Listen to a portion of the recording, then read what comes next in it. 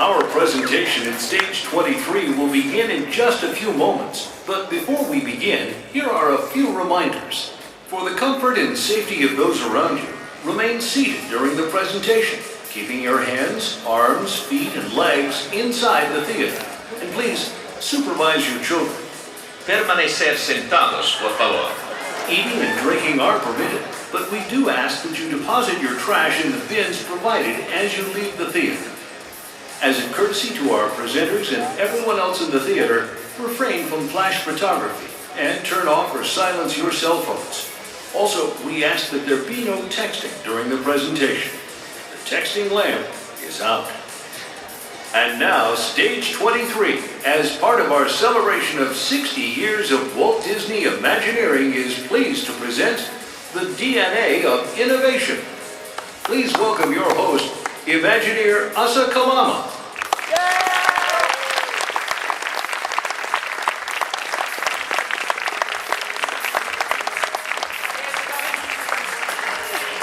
Good afternoon. Thank you all so much for joining us. This is really exciting.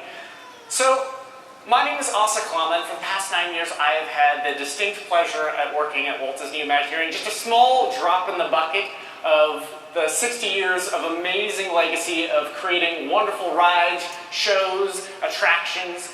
But today we're going to talk a little bit more about the people and the process behind all those wonderful experiences. And to do that, we've assembled a really phenomenal panel of Imagineers, both past and present. So please join me in welcoming Bob Gurr,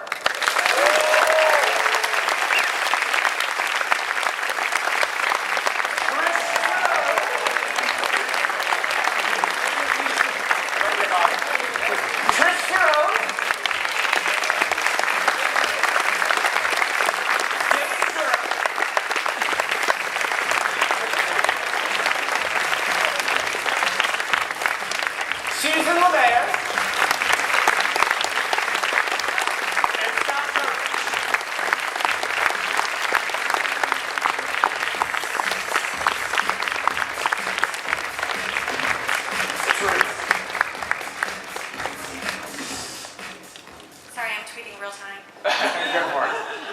I like the music.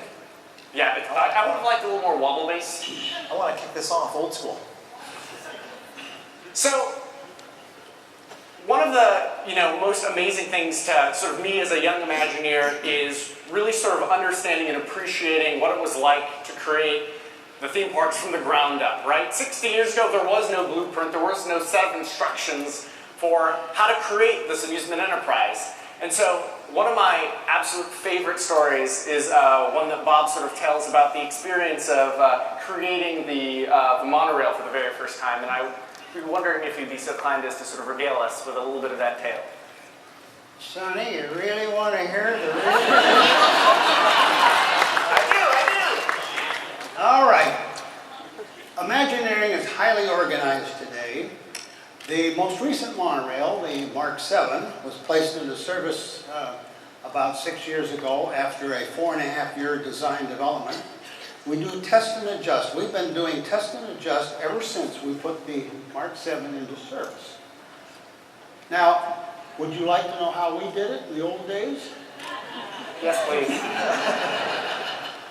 We didn't use the 4.5 years. We did it in 8.5 months.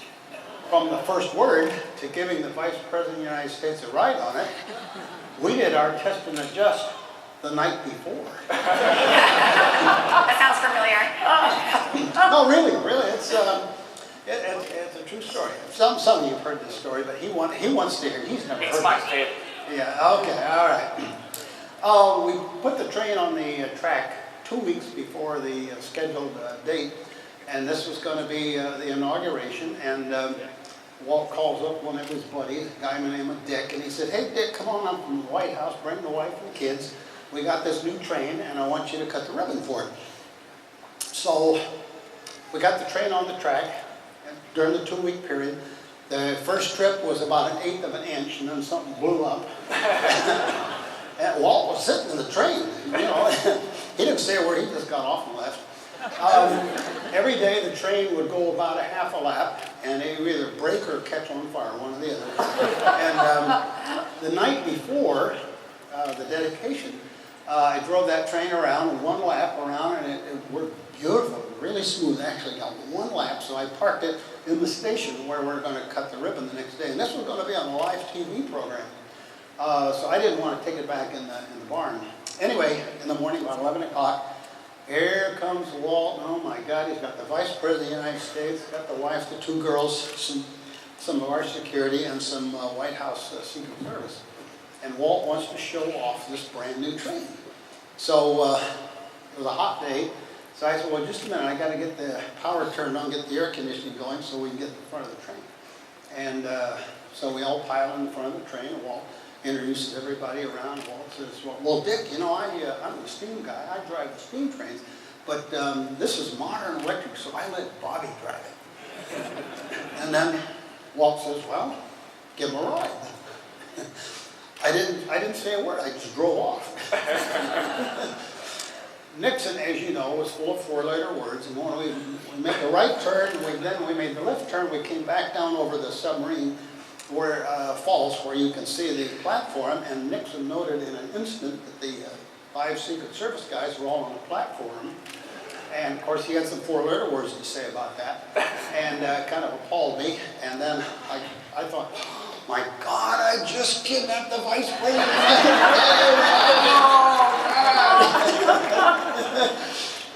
We had not figured out our safety access when the train catches fire over the sub lagoon. We don't have the ladders out there yet.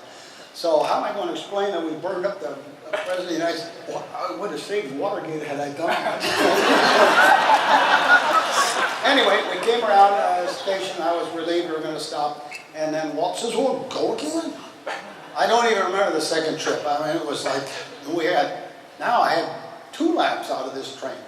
Came back around, we stopped the train. No, when I was going through the station for the second lap, the Secret Service were running toward the train, and then as I went through the station, they're running with it.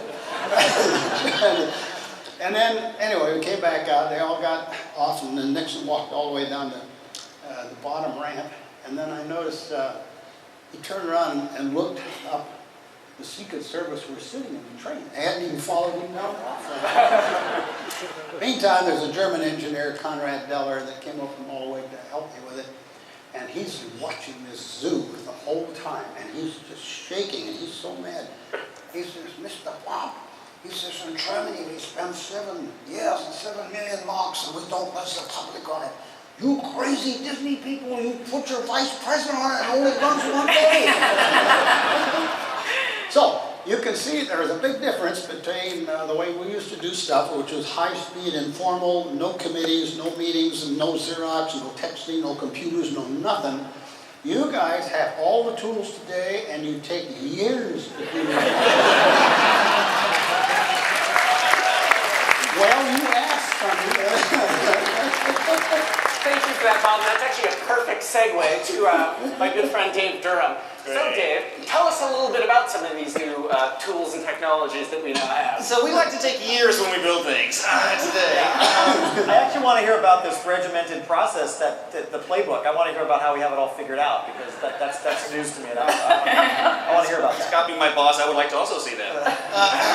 So Bob is a great example of just get it done. And you put the show together and you open the barn doors, and it's amazing, it works. And we've done a lot of things that way. Today, we look at things a little differently. It's neither good nor bad, it's just different. And what you're going to hear today from the different panelists are the fact that we use a lot of different innovation in a lot of different ways. When I came to Imagineering back in 1989, we were using this brand new thing called a computer. And we thought it had potential. I was one of the first Imagineers to actually use a computer, and they used this brand new thing called Photoshop. It was Photoshop version 1. Anybody can actually remember it? It really was version 1. And we started with, we were working on Westcott, which was a concept for a park to go, actually, where DCA is now. Some people remember Westcott. We spent a few years on it. It was one of the first projects we actually did a lot of computer animation for. So we actually did 3D models. We actually did some Photoshop work. Believe it or not, Photoshop back then had no layers. There was no undo command. Yeah. And when I was looking back through the old files, this one is labeled high res. It's 1,200 pixels wide. That was considered high res back then. So back in '89, we started with stills. We started with stills and simple animation.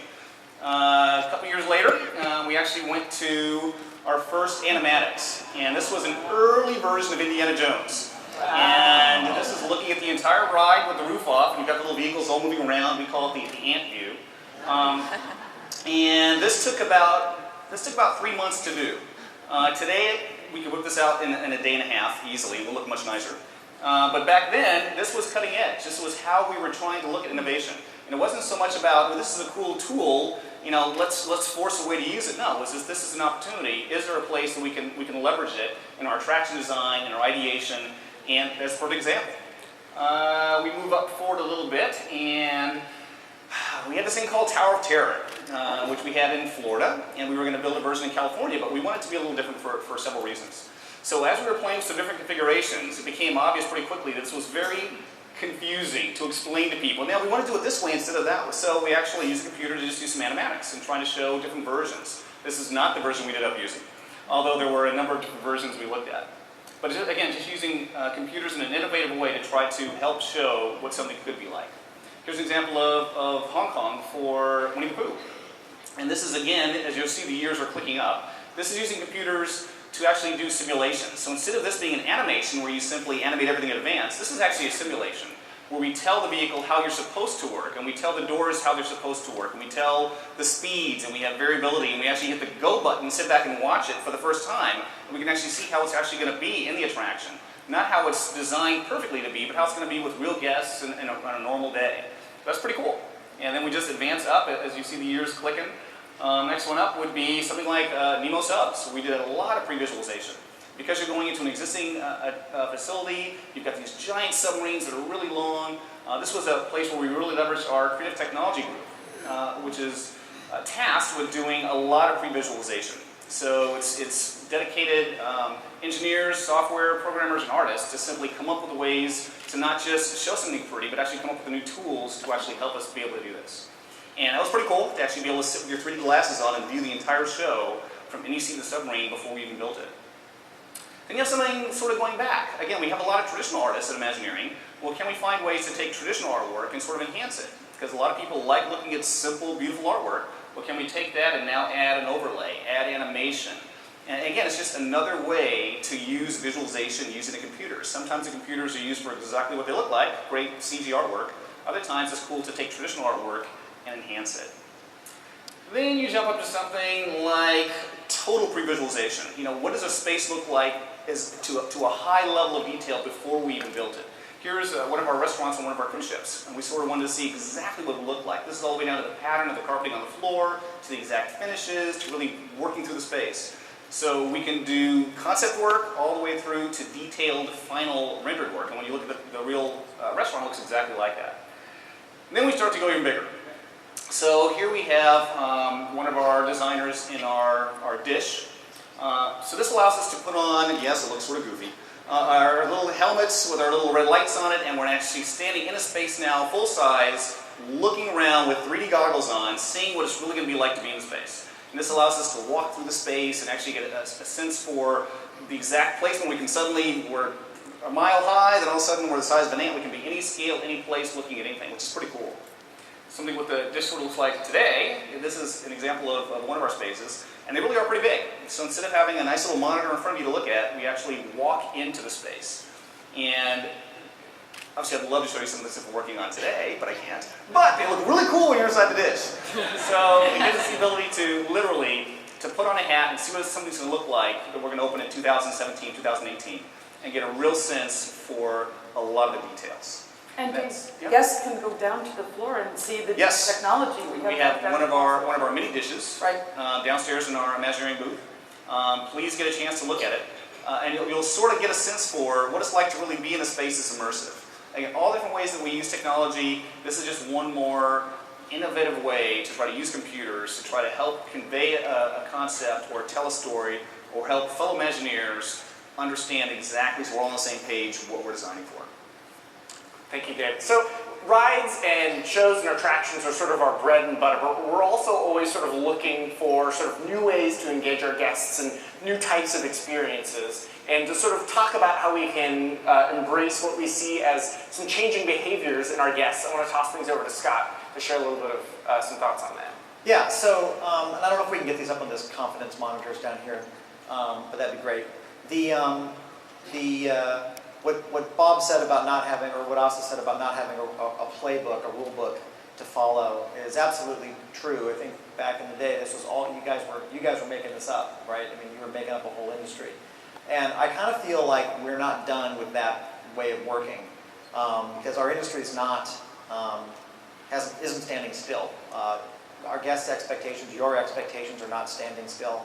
The kinds of new experiences we can deliver through technology are not standing still. Even the guests' kind of fundamental feeling about what story is and what experience is changing. You know, a lot has changed over the past, well, however far you want to go back, all the way back to, you know, telling stories around the campfire, up to the kind of interactivity that's possible in today's games and the expectations that our guests are bringing to their park experience. We have to, and we get to, kind of play along with that and kind of follow that along. And one of the ways that we're doing that is actually through more experiential kind of storytelling, bringing stories to life in new ways, where we're not just telling stories to our guests, but we're actually asking our guests to come to be a part of the story with us and actually play a role or take some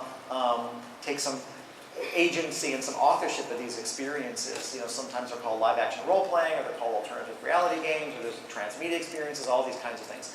This is an area that we're starting to look a lot at right now, and there is no rule book around this kind of experience still. So we're still very much in this experimental phase. So that kind of let's just do it activity that Dave was talking about, we're still doing that, but we call them more play tests. We've been dissuaded from putting major heads of state in jeopardy. not prohibited, just dissuaded. But we are doing a lot of play testing of these kinds of whole new forms of storytelling experiences. And the reason for this is, you know, I mean, stories are great. I'm a big fan of stories. This is me reading a story. I've always been a book guy. And, you know, stories of pirates and superheroes and, you know, and knights in shining armor and all this stuff. I loved these stories. But I wasn't really just fully content to just get lost in the pages of the book. I wanted to be that pirate. I wanted to be that superhero, right? I wanted to play along. I didn't want to watch, I wanted to do. So these kinds of experiences that we're talking now are, you know, hopefully inviting all of you to, at whatever level you want to, engage with us.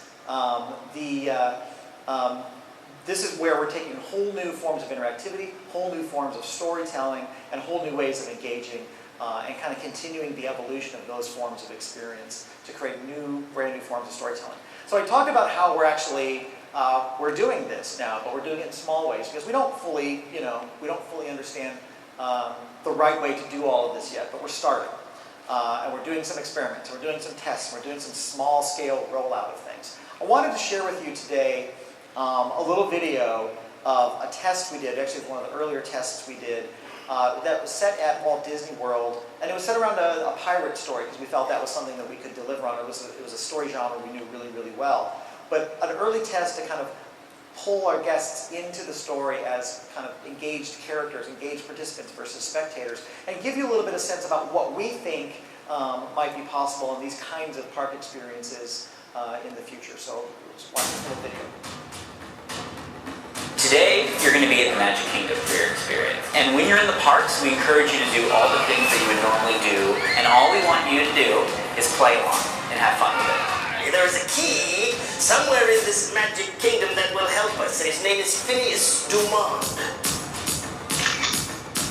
Yes, I am. That's my name. I am Phineas. 300 years ago, Captain Puffington forced me to steal a treasure for him. And you are the descendants of 3 crew members. I've been looking over these journal pages for a long time. We solved the riddle using a tomb, and it says, follows point like a star to sea, to my heir, whose magic will be the key. Very good.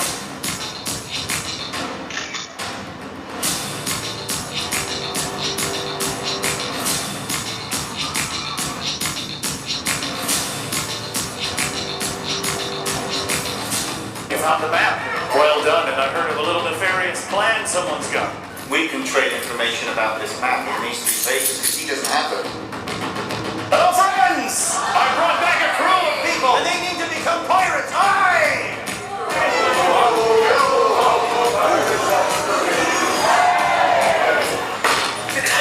Who's got it? I want the map. That's all I want. Everybody can get their fair share. Does it really have to go down like this? Yeah! Let's get the treasure!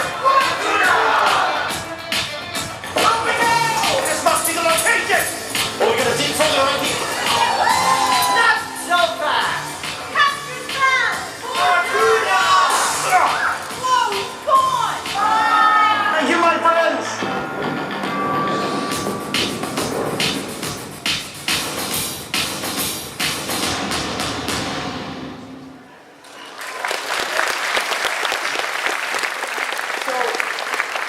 Just because we have this opportunity for this impromptu focus group, does that look like the kind of thing you guys would like to do? Yeah.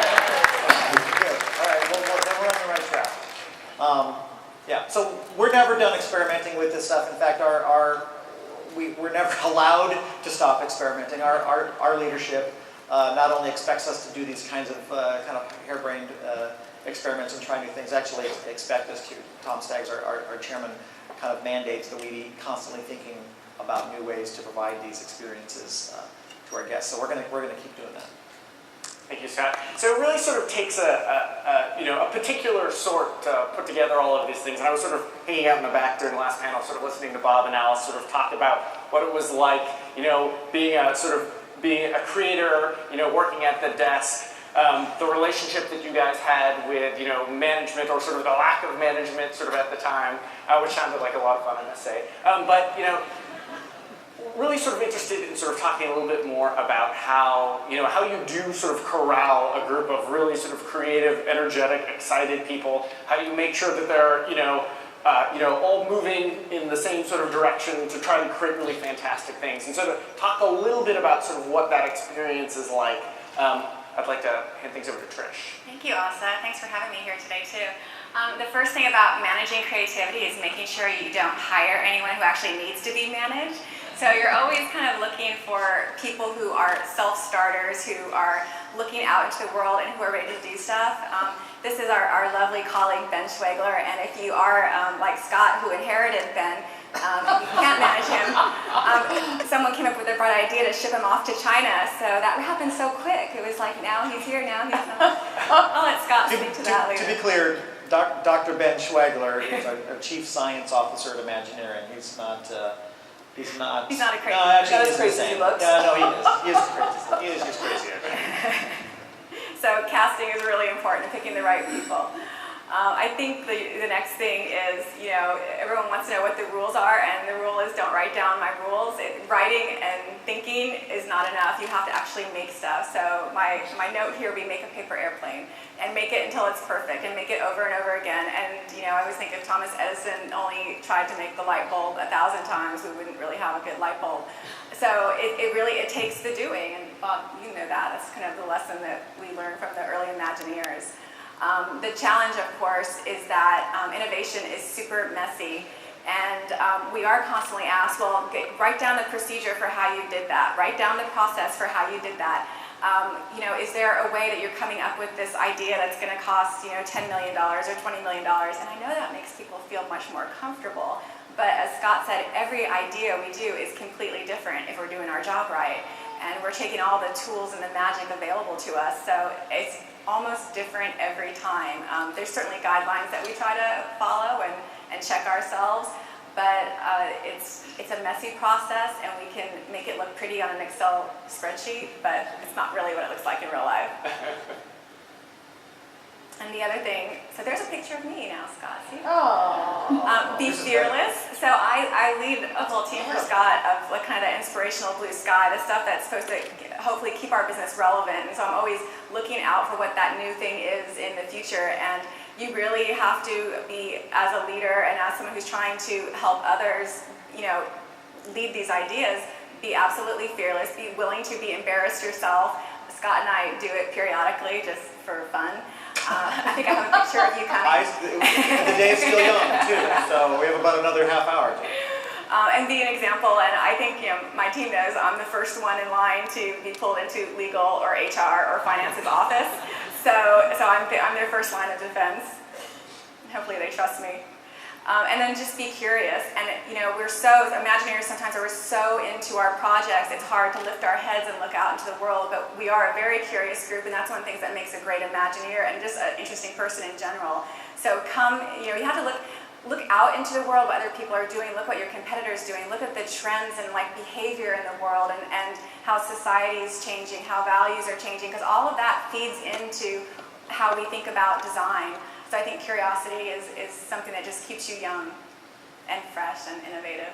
And then nurture the nuggets. I had a great leader who had the art of, I'd go into a brainstorm and think that was a mess, that nothing good came out of it, and he'd be able to pull these little nuggets like, I think there's something good here and here and here. And so he really taught me how to nurture those little nuggets of there's something fun in there, where's the fun? And then how do you grow that and test it and make it into something more? And I think that's always really important to look for those little things that are kind of shining a little brighter than other things. And then, of course, Disney does not support animal cruelty, so I trust me, there were no turtles and tortoises were injured in this test. But again, set up a challenge and then challenge your assumptions, challenge how you think about it. And I always tell our teams, I give them a framework, and here's what I'm hoping we'll learn or what we want to try to learn, but you challenge me if I'm completely wrong about it too, and challenge yourself. So we always have to be questioning. And then the feed creativity is literal and figurative. Sometimes that best bit of innovation happens at the very end of the project when everyone wants to kill each other or kill themselves, and ice cream is your best friend, and chocolate is your best friend. And I've fed more teams to get across the finish line, and that's where you push that last little bit, where you can get that last little breakthrough. This is a picture of Phil, and he's obviously got he got the Healthy Food Initiative comment, because I've never seen anyone eat healthy food while working at Imagineering. And I'm sure that's apple juice next to him too. And then collaborate. We have every resource available to us at Imagineering. It's just about reaching out to others and collaborating. And I think it's important, you nurture the nugget until you have something and knowing when you want to share it. But I think collaborate at the early levels and get peer review at the end and be honest about it. And I think also we want to also be collaborating with our experienced Imagineers and all those young ones coming in who have a totally different experience and opinion than we do. So it's collaborate across the board. And then here's a lovely picture of Scott. So be an example of smart risk. So thank you, Scott, for wearing your protective goggles, and I'm sure that's a fireproof coat. I have no doubt about that. It was. Yeah, exactly. It was. Oh, so there you go. See, we have to take risks, right? But we try to be smart about it and safe about it, safety first. But if we aren't out there ready to fail, we'll never get that really great thing that we didn't know we were looking for. And so that kind of leads me to a couple other things, but be encouraging. Okay, so I think this is for your life lesson today. You would be surprised how many people need that extra little bit of encouragement in their day that you didn't know they needed it. From the janitor up to the CEO. Never think that someone didn't need, you did a good job, or I saw that, I see you. And you did a good job. And that's it really is important too. And I remember Bob talking about how Walt used to walk around and he would see something and he would maybe make a suggestion. Sometimes I think that physical appearance of going and sharing, but then helping to tweak in a positive way or giving them a challenge in a positive way is the best thing to do to help an idea grow. And then really celebrate your great failures. I think I'm the winner in my group for some of the bigger failures that cost us a little bit of money. But I'm proud of that because I learned my lessons. And if you can learn, the important thing from failure is actually you learned from it. So it's a failure, it's a true failure if you learned nothing. But if you learn from it, and if we can continue to have the opportunity and the support from our leaders to really fail spectacularly, we will continue to hopefully bring you these really magnificent successes. And speaking of failure, it's very, very rare. What? Awesome. It was a weird thing. All right, I take it back. I'll walk it back. But sort of mentioned that example of, sort of getting the monorail originally sort of up and running. Almost nothing that we do sort of works 100% right out of the gate. And in fact, we in the R&D group are sort of on the bleeding edge of spectacular failure. And somebody who's been present for many, if not most of those, is Susan. And I've asked her here today to sort of share some of our more choice experiences from life in the field. Thanks, Asa. As Asa and Trish has said, innovations is usually messy, a little messy. So my role at R&D, I help produce playtests. And my mantra has become, never fall in love with the plan, because you just can't. So recently we took Lucky the Dinosaur to the New York World Science Festival. And here are a few challenges that we encountered with Lucky. So when Lucky arrived in New York City, he didn't fit. Is that an exaggeration? No, it's not. Oh, okay. So the event was being held at, the New York Science Festival was being held at NYU, which is downtown Manhattan. And you should have done that in Tokyo. What? There we go. So the streets in downtown Manhattan are very narrow, very windy, cobblestone. So the transport that we had arranged for Lucky could not get into those locations. So at the last minute, we had to redirect him to New Jersey and find a transport to get him in that would actually get him into New York City. Well, we finally did that. And as we were delivering him to his location where he was going to be performing, we were doing that in the wee hours of the morning. Well, there was a gentleman that seemed to be making the park his home. An outdoorsman? An outdoorsman, Okay. Yes, that's good. He was sleeping when we approached, but he came out of his haze to see us coming in with Lucky, and he responded, "This is my park. Ain't no dinosaurs allowed in my park. Dinosaur, get out." And we were like, okay. So the next day our show was, we had 3 or 4 scheduled performances, and it was scheduled to be an absolutely beautiful day. The prediction was sun and not too hot, and instead we had downpours. So fortunately we were prepared, and Lucky performed because obviously the show must go on. So Lucky came out and entertained everybody in his slicker and his cute little hat, and he didn't get wet. And during the actual sets, the rain actually stopped. Rain before and after, but during Lucky's performances, he actually got to perform. Here's what I think is great about that, though, and why you're so good at what you do. You had our slicker. We had a slicker and a rain hat. And a rain hat ready to go. You have to be prepared, absolutely. So another example of some of these challenges was Wally. We had the Wally movie in 2008, and Wally, the star of the movie, had to travel around the world to the press junkets. He was the main talent, so he was walking the red carpet, he was being interviewed, he just pressed all day long. He was a very busy robot. And we had one event in Miami where Wally was scheduled to be at the event at 8 a.m. the next morning. And everything was fine. In fact, I was following through on the shipments to make sure that we were on track. And all of Wally's gear arrived exactly the time it was supposed to. However, Wally had missed his connecting flight. And he was in Oklahoma. And we had to get him from Oklahoma to Miami within a matter of 14 hours. And we did. We figured it out. There was a lot of yelling and screaming on the phone at airport people. So some of the other things that we do is we do projects that sometimes takes us where we need space and takes us into unusual locales. And we recently had a team that needed a lot of space and was working in an area that was very open, and they had there was nobody around, so it was very private. And it's in Southern California, so it never rains in Southern California until it does. We lost the entire camp, and everybody was fine, but they were a little muddy coming back. Yeah, that wasn't just rain. That was a monsoon. Somebody did not like what we were working on. I agree.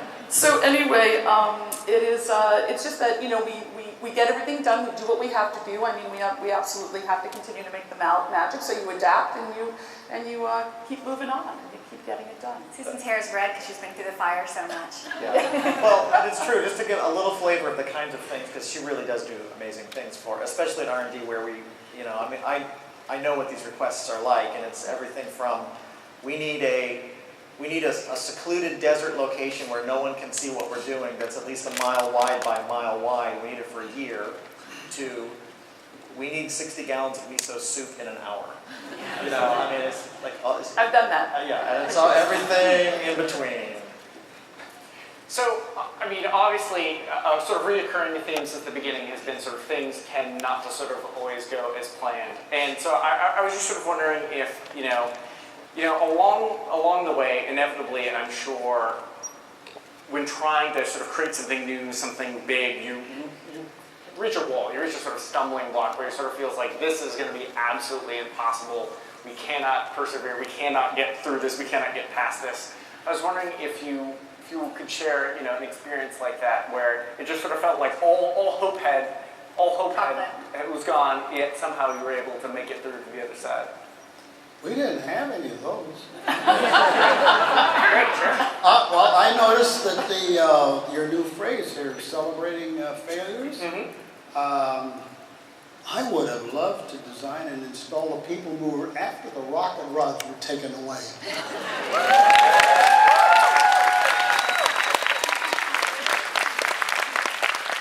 No, actually, we were moving so fast. We were breaking new ground, and these folks here have a much better job than what we had. Because remember, when you're doing stuff for the first time, you have nothing to compare to, and nobody's going to criticize you because there's nothing to criticize from.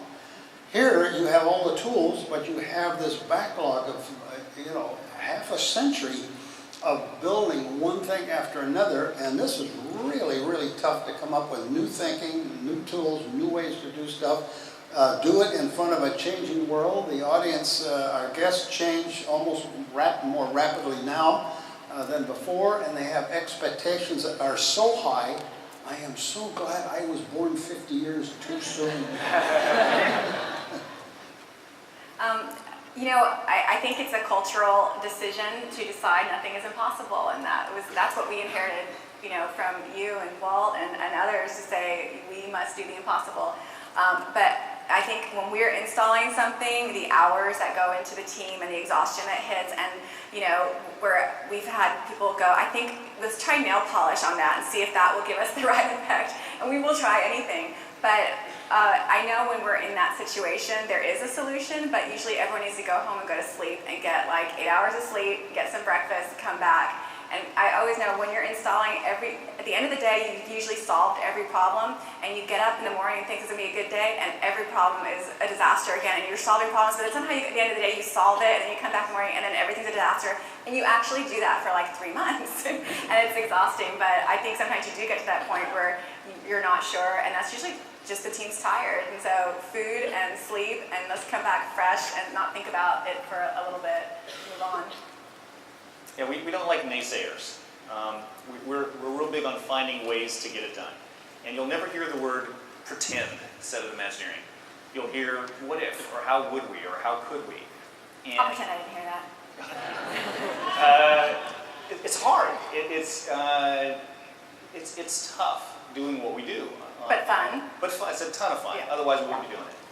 But it's the painful process of creation.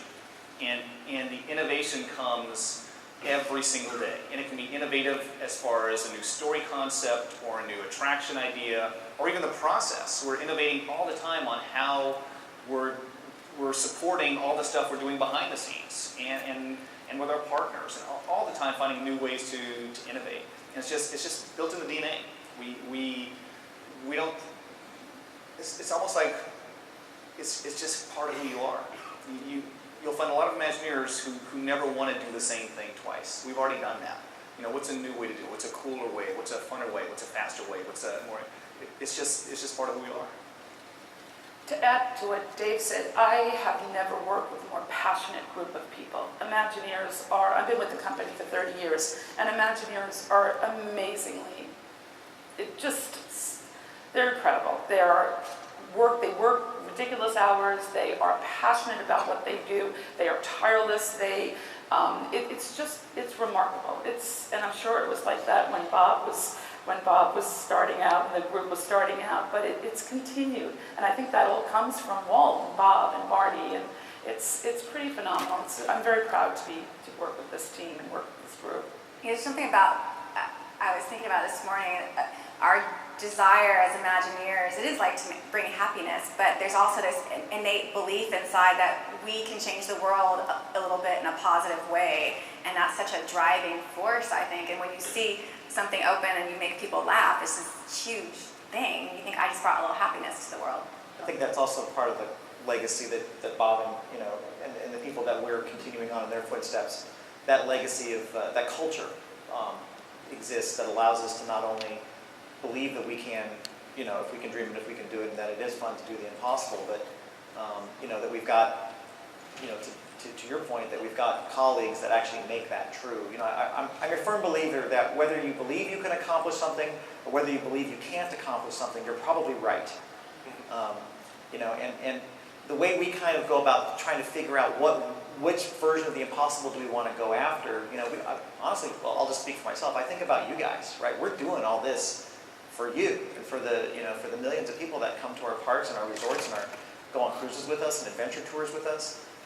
We're doing this the work we're doing is largely on behalf of you. And so when we're trying to think, well, what should we work on? What should we do? Is this going to be too hard? Is this going to be too expensive? Is this going to take too long?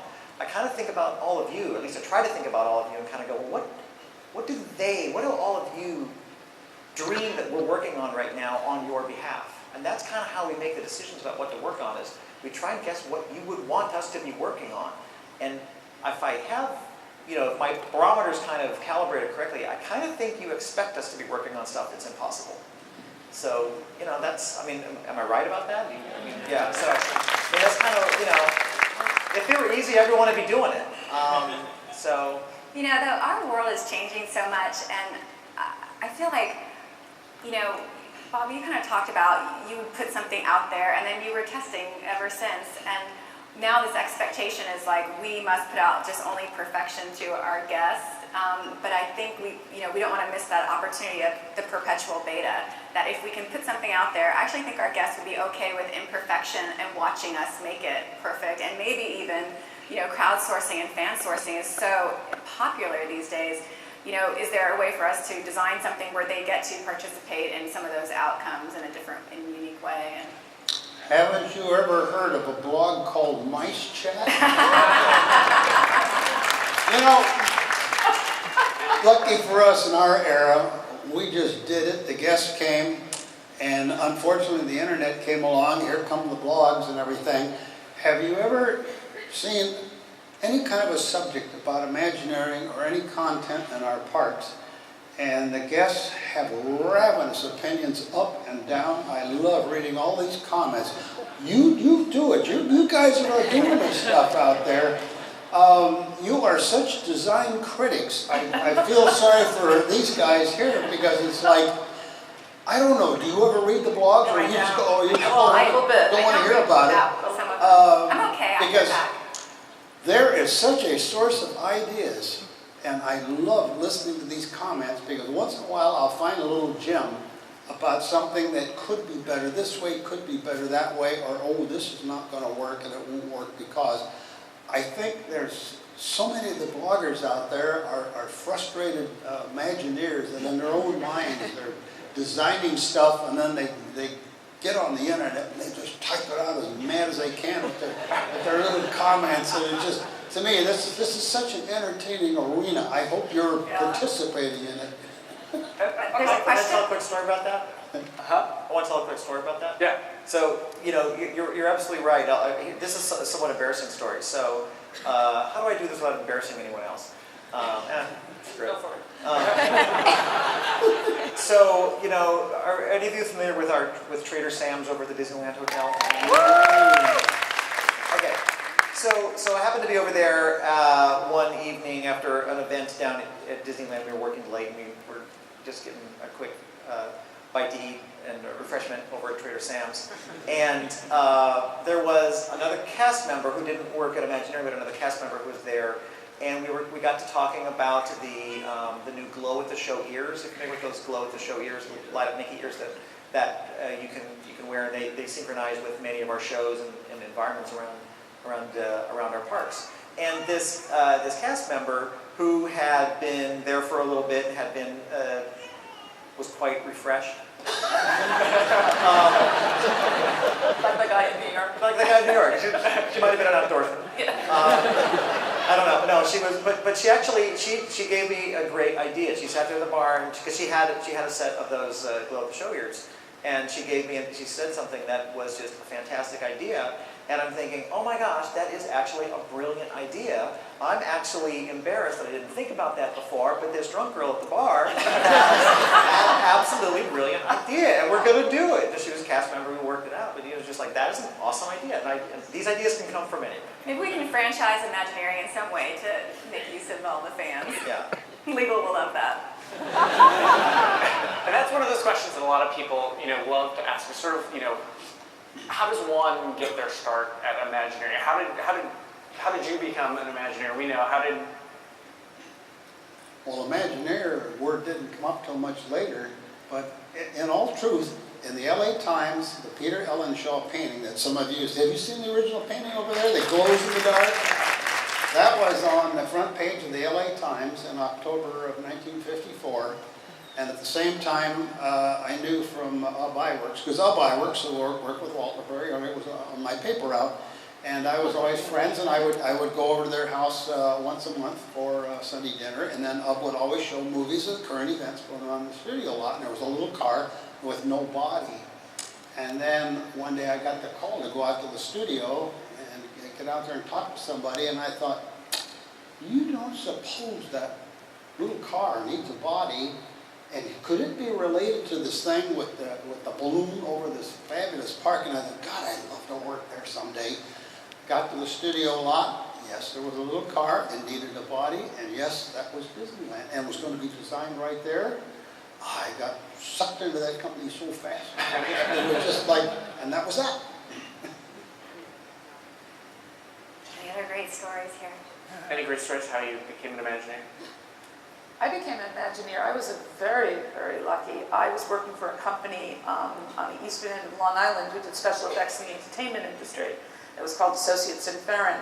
And in fact, Bruce Vaughn, the creative executive of Imagineering, also was part of our team. And we were approached by Disney to help with the mock-up, the original mock-up of the Tower of Terror. We were a group of technologists based in Wayne-Scott, Long Island, and we did this mock-up of the Fifth Dimension and of the ride. And I guess Disney liked the work we did, so they bought our company. And we needed the soup. That's right, and I had that knack for finding miso soup. So that's how I became an Imagineer, and that was in 1993, and it's been a great ride. There are so many people who do want to be Imagineers now, and I know there's probably people in the audience who would love to be doing it, and kids who maybe are dreaming of it now that they've been here. And that may or may not be your path, but you can be almost, I guess, like really we're doing the honorary Imagineer, but I think the world needs all of you to be doing exactly what we do, to think about great solutions, to be curious, to be fearless, to go and create new stuff. And you don't need to be an Imagineer to do that. You can be the new Waltz of your generation. So I would just encourage you to follow those dreams and to pursue them as far as they will take you. Because that's what is the spirit that we have. That's our legacy, what we were given by Bob and Walt and Marty and so many others. And so it's not just unique to us, it's everybody has it in them.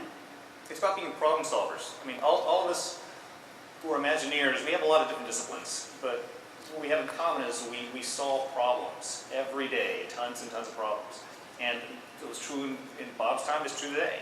We're about solving problems, and that's not an Imagineering thing, that's a worldwide thing.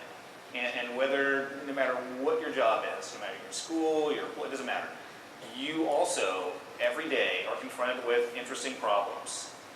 What are you going to do to solve it? Are you going to come up with a clever solution? Are you going to use a pat solution? Are you going to go out of your way to work a little harder to come up with something that's that might work but might not, but boy, if it did work, it's really cool. That's the measuring mindset. It's not going for the easy solution. It's not going for the obvious solution. Sometimes, rarely, but sometimes that is the right solution. But often, I had a friend of mine who always lost his car keys. And when he would finally find his car keys, he would keep looking after he found them. And I'm like, why are you still looking? You found your car keys. Because, when you're looking for something, you find something else, you go, oh, there's what He goes, well, why stop? Just keep looking, because you're going to find something else. That's actually pretty smart. So, even when we come up with a solution, we'll still spend a little more time beyond that, saying, okay, that's great. That's our current placeholder. Now, let's keep looking a little further. So it really is about problem solving. And you get some of the most innovative solutions by looking even after you find your car keys. Yeah, and again, we have a culture, I think, you mentioned Bruce Vaughn and Craig Russell, who are the co-heads of Imagineering. They set the example for this. We have a lot of real challenges. The kind of work we do, which is very innovative and it's very groundbreaking and it's very, problematic in so many different ways. And now we're such a global company that this gets magnified tenfold. As we start thinking about the global scope of the work we're doing, yet we have a culture, I think, that not only encourages us to embrace these challenges, but demands that we embrace the challenge and not turn away from the hard problems, but actually embrace the hard problems, because those are probably the ones that are worth solving the most. Where did the big ideas come from? Where did the next big notion for an attraction or for a new ride system? I thought you were going to give us soft lobbed questions or something. People in bars. Yeah. Bars. People in bars. The little nuggets. Martinis. They can come from anywhere. Yeah, they can come from anywhere. They do. They really do come from anywhere. They come from humorous conversations in the restroom. They come from taking trips and vacations to different places. They come from hallway conversations. We have an open door policy, and you will constantly see people standing in the hallways talking, and you just happen to be walking by, and I am often grabbed. I was walking through our booth downstairs before this, and I had a couple of managers go, hey, we got to talk about that thing we were talking about yesterday. Come here, let's talk about it. So, we came up with a couple ideas that might cost a lot of money. We'll talk about it later. So they literally come from anywhere, and there's a lot of studies that have been done on creativity and problem solving, and the one thing that most creative people have in common is the belief that they are creative. And once you believe, I can't come up with a cool idea, I am good enough to solve that problem, guess what? You probably are. And therefore you are now open to looking for solutions everywhere. And therefore problems don't bother you. That's what I'm saying, you don't turn away from the hard ones. You embrace them, like, cool, what great challenge do we have today? And can I tell you how many times your day starts perfectly fine, and by your 9 o'clock meeting, you're already like, oh my gosh, how are we ever going to probably solve this problem? And it'll be solved by 4. It'll be the next problem will come tomorrow, sometimes. And that's just part of the process. But you can't, you can't shy away from the hard stuff. And all too often, people look at the word work as being a bad thing. It's not. Work is a great thing, and hard is a great thing. Where is it written that things are supposed to be easy, and easy is something to be striven for? It's not. You go for the hard stuff. Trish talked about curiosity, and I think that's a great source of our, where ideas come from too, because Imagineers have to be a curious lot. In fact, we actually kind of encourage Imagineers to go off and try new things. We even have a program where we'll pay you to go learn, to go do something, to go try something completely different. I went to space camp. Yeah, I know. It was amazing. So Asa with a couple of other at least one other Imagineer went to space camp, and he will not stop talking about it. It's true. I think but he loved it, right? And then he brought back ideas, he brought back inspiration, and we have Imagineers who go do those kinds of things, or they'll go travel to Tibet, or they'll go take a class in pottery or science, or learn a new piece of, learn a new musical instrument or something that, whatever their source of creativity, whatever their source of inspiration or curiosity, wherever it takes them, we want to foster that sense, because being curious and tackling challenges and being successful over here, those are skills that you can then apply to your whole life and bring it back to how you're dealing with Imagineering problems as well. So I think curiosity is a big piece of where new ideas come from. So knowing what you know now, having had the sort of work experience that you've had, if you could go back in time to the very first day working with the company, what advice would you give yourself? Permanent curiosity of everything you don't know anything about and will probably never use. Guess what? If you do that, you'll have a brain full of ultimately useful information, totally unpredictable, and that's the heart of being an Imagineering brain.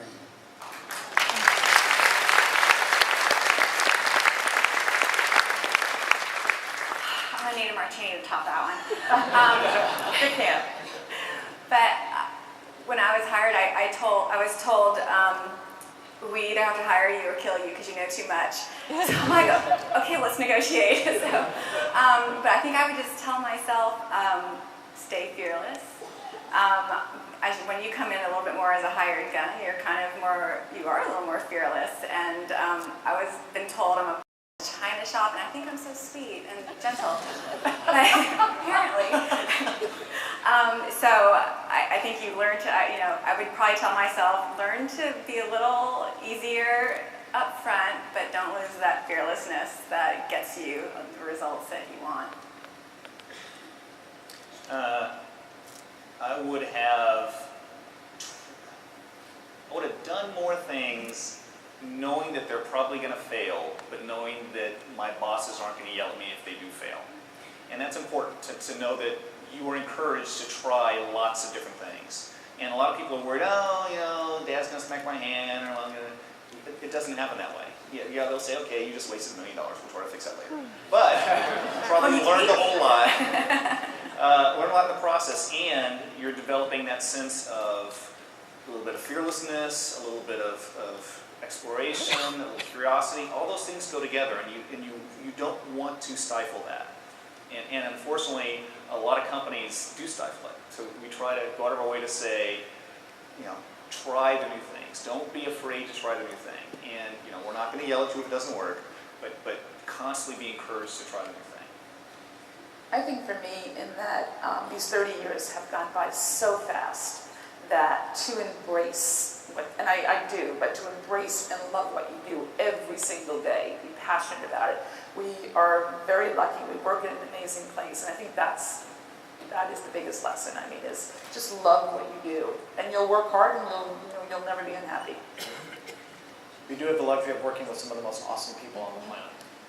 I would say that if I were to make a T-shirt, to give myself on day one, it would say something along the lines of, constant success means you're not trying hard enough. Means you're not pushing hard enough.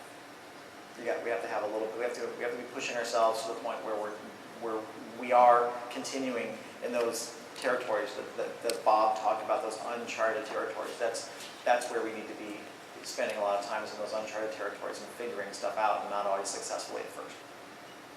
And to that end, we're running a play test today in our booth. So if you haven't come and tested our juju, we invite you. And on that note, thank you guys so much. Much appreciated.